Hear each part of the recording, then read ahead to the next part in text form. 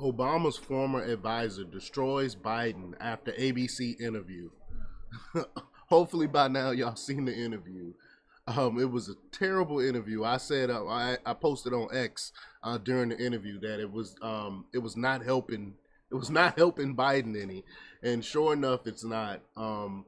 David Axelrod is Barack Obama's old advisor, and he basically goes for Biden.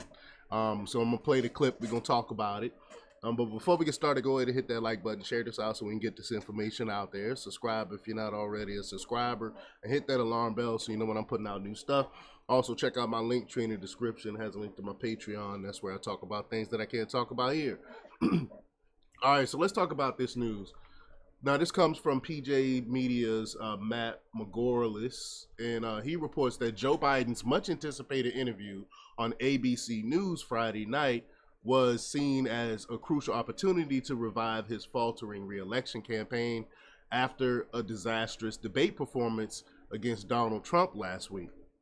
Unless you've been living under a rock, you know that Biden failed to do so. Initial reactions were brutal, to say the least. As former White House Press Secretary Ari Fletcher pointed out, Biden committed no real flubs, and he, quote, didn't do anything to force himself out of the race. In other words, he's not leaving.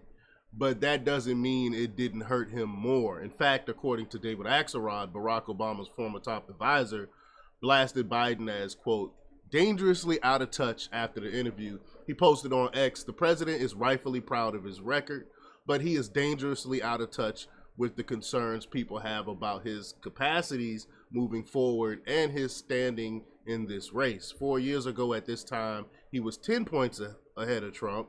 Today, he is 6 points behind.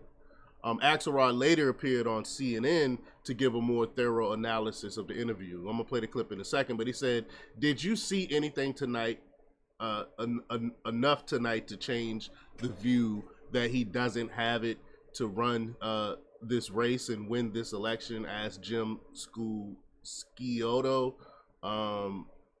Jim Scioto asked, I'm sorry, I don't know that person's name.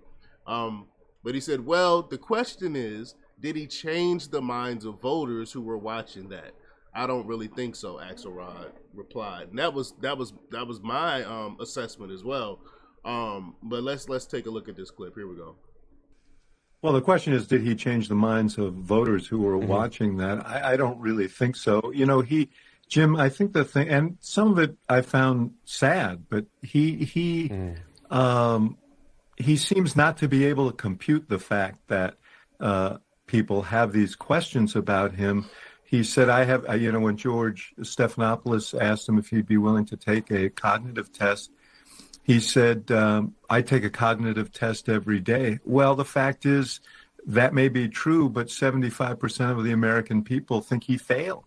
He fails. I mean, they've lost. And so this is a real problem for him, and it's something that shows up in every poll. And in terms of where he stands in the race, no politician out there will has the same perception that the president does, that this is a tied race and he's right in the hunt right now. He was 10 points ahead 4 years ago. He's 6 points behind now, worse in most of the battleground states, and now in danger of losing states that weren't thought to be in contention. So what you see, Jim, you saw it in Wisconsin today. Tammy Baldwin, the senator from Wisconsin, wasn't at this event. Why? Because she's up for re-election, and it's not helpful to her to be seen with the president. This is what's going to happen, and somebody really needs to be honest with him about it. It's not. It can't be the good Lord, but it should be the people who love and care for him and his closest advisors. His portrait of where he is in this race doesn't comport with reality. And that's the thing. His advisors consist of crackhead Hunter Biden and Jill Biden, who don't want them out of the race. And so I don't think he's going to go anywhere because he has to protect his son, because if he knows if he goes anywhere, there's not going to be anyone to stop Hunter for going away. And who's going to stop this money laundering stuff from coming up? But so I don't think I think Biden is doing this to protect Hunter Biden mostly. But y'all let me know what y'all think about this. How much longer can Biden fend off calls for him to drop out? Great question. Y'all let me know what y'all think about this. Leave your comments down below. Like, share, and subscribe, and check out jjthepsychotherapist.com for news. Until next time, peace.